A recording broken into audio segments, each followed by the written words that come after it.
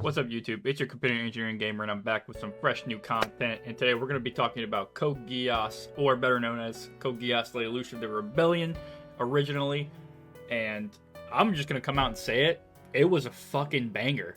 Like, it was one of the best animes I've ever watched, and I strongly urge you to go watch it. There's 2 seasons. They're out on Crunchyroll, and it is definitely a watch, and I'll get to more reasons why.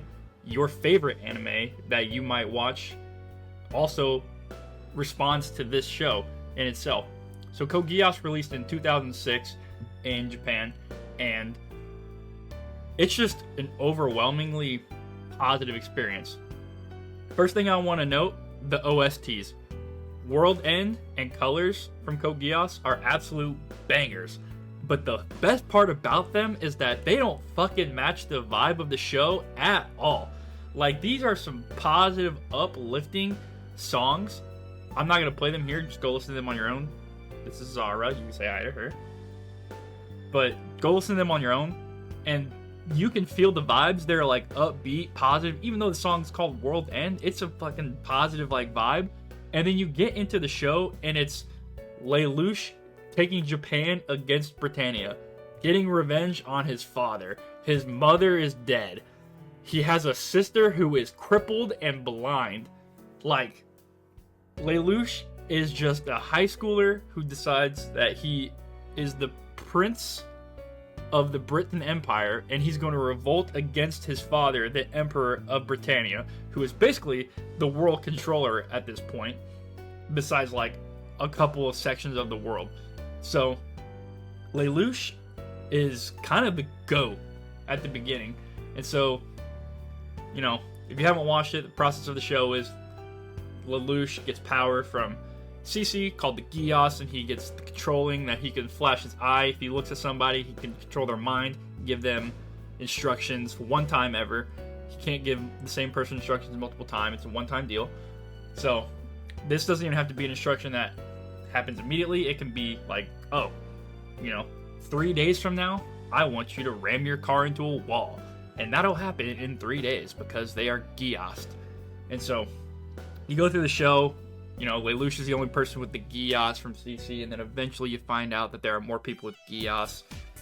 Yada yada, comes to it, the Emperor has the Geass, Lelouch gets his mind wiped at one time, and then it gets brought back. So, one of the biggest dynamics in the show is Lelouch and Suzaku.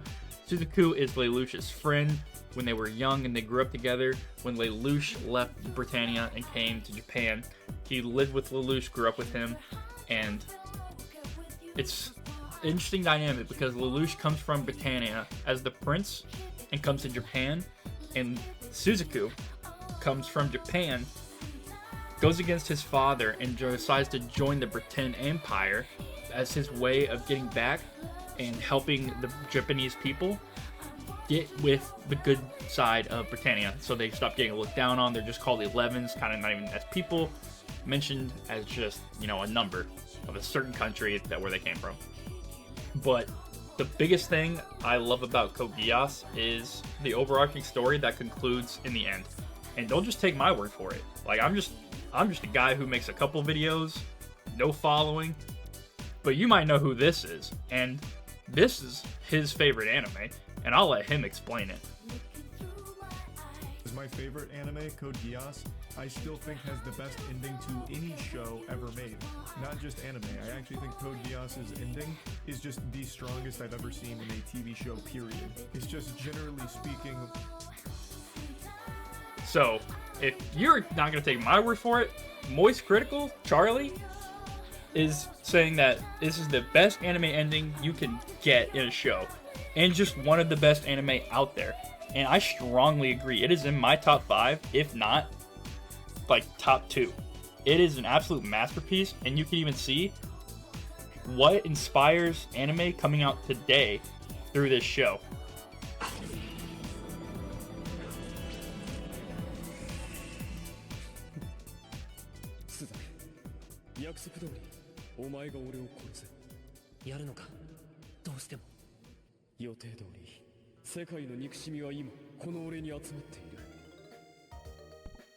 Now, isn't that something that you might have heard pretty recently in the world of anime?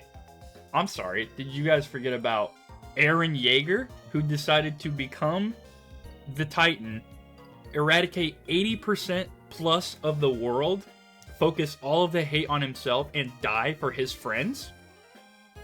And then Lelouch asks Suzaku, his best friend, just similar to Eren Yeager, who has his best friends, Armin and Mikasa, fight against him and kill him in the end. He asks Suzaku to become Zero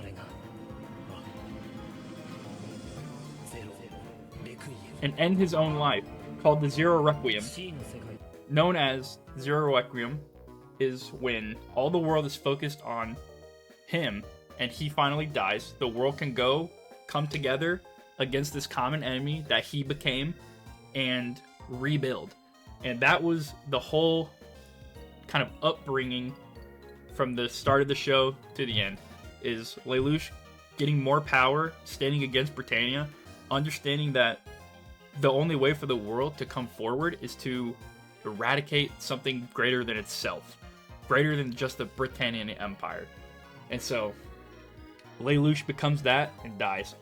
And I strongly believe Attack on Titan drew inspiration from this show, because it is such a good ending. And, you know, he didn't have to, like, you know, get his head cut off or, like, you know, kiss somebody while his head's cut off or anything like that. But, yeah, Lelouch was the OG to do it, and I think he did it best. And, you know, it's kind of similar. You know, he was at war with the world, and definitely people died. Definitely people got hurt, and kind of like Eren Yeager, but he didn't eradicate 80% of the world. But strong representation of the show was carried into AOT. And I believe that is why AOT is loved today. But if people like Attack on Titan, they need to watch Code Geass, because they need to understand that this was a masterpiece for his time in 2006 to 2008. Real quick, another thing I wanted to mention was that Lelouch dies by the hand of Suzaku, but Suzaku is dressed as Zero, and that proves that throughout the show that Zero was just a symbol, nothing more than a mask for him to accomplish his goals for achieving peace, and then peace that he is willing to sacrifice not only his own life, but the goals of his parents that were set when he finds out that his mom died to achieve this goal that her and his dad, the Emperor, set out to achieve. He's willing to sacrifice both their ideals and, honestly, the potential to bring her back to life, and sacrifice his own life for the potential gain of the future of the world to bring peace. And that just goes hard. Like, Suzaku and freaking Lelouch are the GOATs. Honestly, I can't even explain it. That's my thoughts on it. Anyways, you know how it is. Man is lost without the sauce. That same man can get lost in the sauce. Have a wonderful day. Catch you guys next time.